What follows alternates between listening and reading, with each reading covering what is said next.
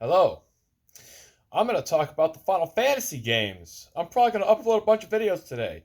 I need to hold a weapon right now because it's the only way that I feel safe talking about Final Fantasy VIII because it might attack me again. I don't like Final Fantasy VIII. In point of fact, I think that Final Fantasy VIII is not only the worst Final Fantasy game, I actually think it's the worst game that Square has ever been related to. Yeah, I think it's worse than Driving Emotion Type S. I think it's worse than King's Knight. I hate Final Fantasy VIII more than Hitler hates the Jews. Like, oh god, that was pretty messed up. But seriously, I might hate it more, if I'm being completely honest with you.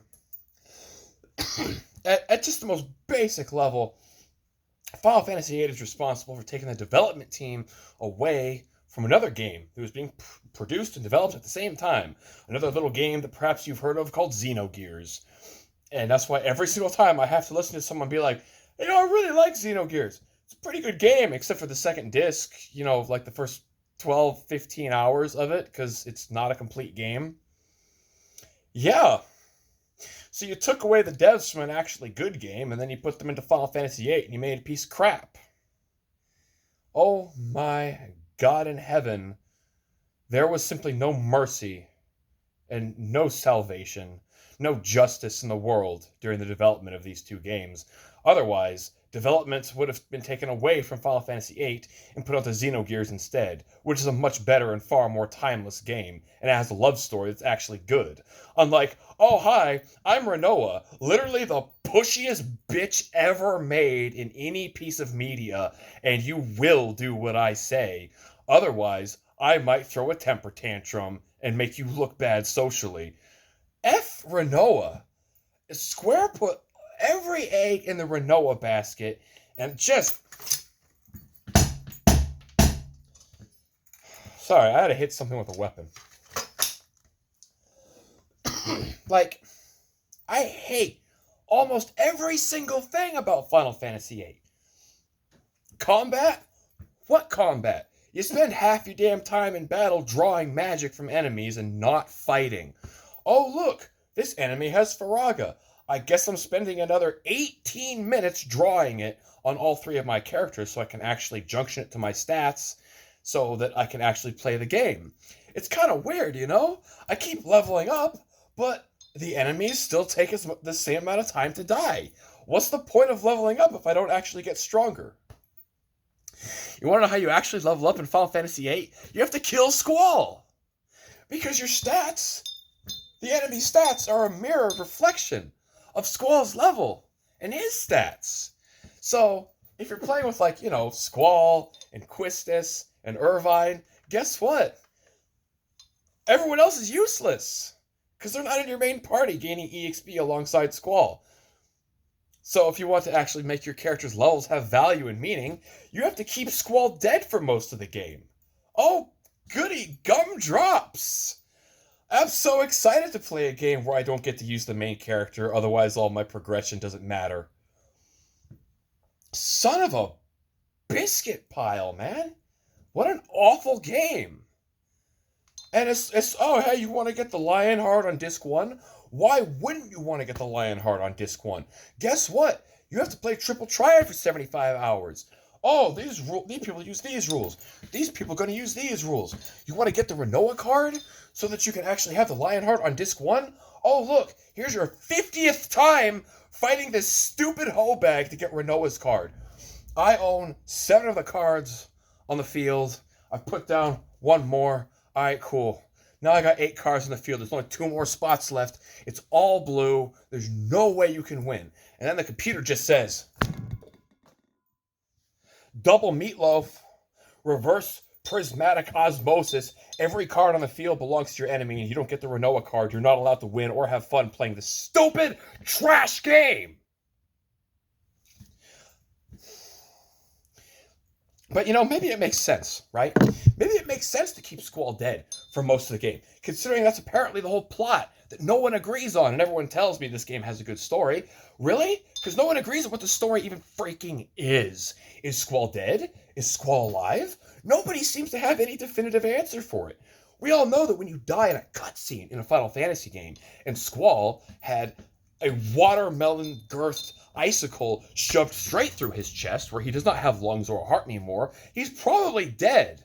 But what happens after Squall dies? He wakes up in the same bed that the game began in after he woke up from his training, after Cypher gave him the scar across his face by pulling the trigger on the gunblade. And then, where do we go from there? Is Squall actually dead or alive? Is this a fever dream? No one has an answer.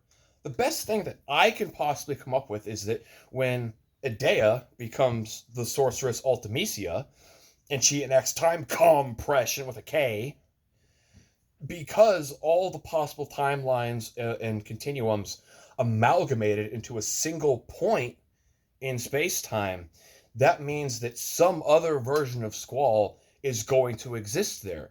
And because Squall is going to exist at this determinate point in future space-time, that means he has to have existed previously, and therefore Squall is actually just a walking Schrodinger's freaking cat, and no one knows if he's actually alive or dead throughout the rest of the frickin' game. What an awesome story!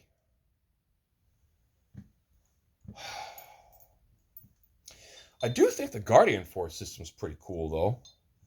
I mean, it harkens, or rather, I should say that Final Fantasy X-2 harkens from the Guardian Force system. And Final Fantasy X-2 is actually one of my favorite games of all time. You pick this ability, and now your AP from battles is going to go into this ability. Instead of being forced to unlock things in a certain predetermined list order, you can choose. I want my AP to go into this ability. I want to learn this thing next. That's actually pretty sweet. I actually really like the Guardian Force system. I don't much care for the ridiculous plot device where it eats people's memories, and I feel like they could have done a lot more with that than what they did. And the whole, we all grew up in the same orphanage together, but we forgot because we've been using Guardian Forces. I feel like I don't have a problem with that. I just feel like it could have been built up more. That the pursuit of power causes us to forget our childhood friends. That aspect should have been played up more than it was, in my opinion, but I do like that. The Ragnarok. It is the coolest airship in Final Fantasy history. There is not a cooler airship than the Ragnarok. As much as I hate Final Fantasy VIII, I will not speak ill of the Ragnarok. Or Man with a Machine Gun, one of the best songs in Final Fantasy history. How can you not get hyped up and amped and ready to go listening to that song? It's freaking dope. However, even though I like his theme, I don't really care about Laguna. Laguna's just like Daffy Duck, Bugs Bunny, and Elmer Fudd all wrapped into one character. He's amusing, he's interesting, but is he a good or functional character to the plot? No, he's just a spasmod who goes around just trying to be a good guy and things just happen around him. He's not doing anything. Now, that all said, there is one really cool character in Final Fantasy VIII. Unfortunately, he's not part of your main party. I'm talking about Cypher. Cypher is the coolest character in that effing game. One of my biggest complaints about Final Fantasy VIII, oh look, I went and I got Odin early. Heck yeah! I could start learning these Odin skills way sooner than I could if I got them after at the end of Disc 3 or whatever. But guess what happens if you get Odin early? You get into that one fight with Cypher. I think it's the third or fourth time you actually fight him. And Odin auto-summons. As soon as the fight starts, here comes Odin. Oh yeah, I'm going to cut this Cypher kid right in half.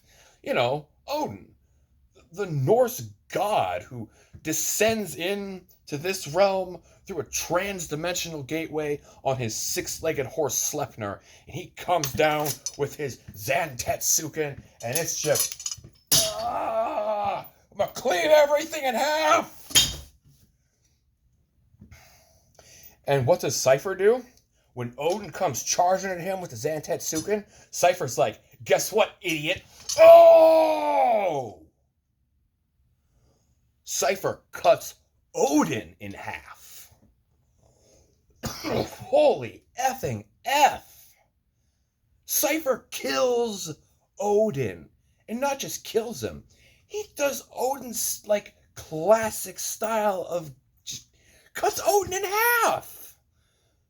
I'm sorry, but Cypher's the only cool character in that game. And he's a villain, for crying out loud. And I'm just... F me, dude. F me.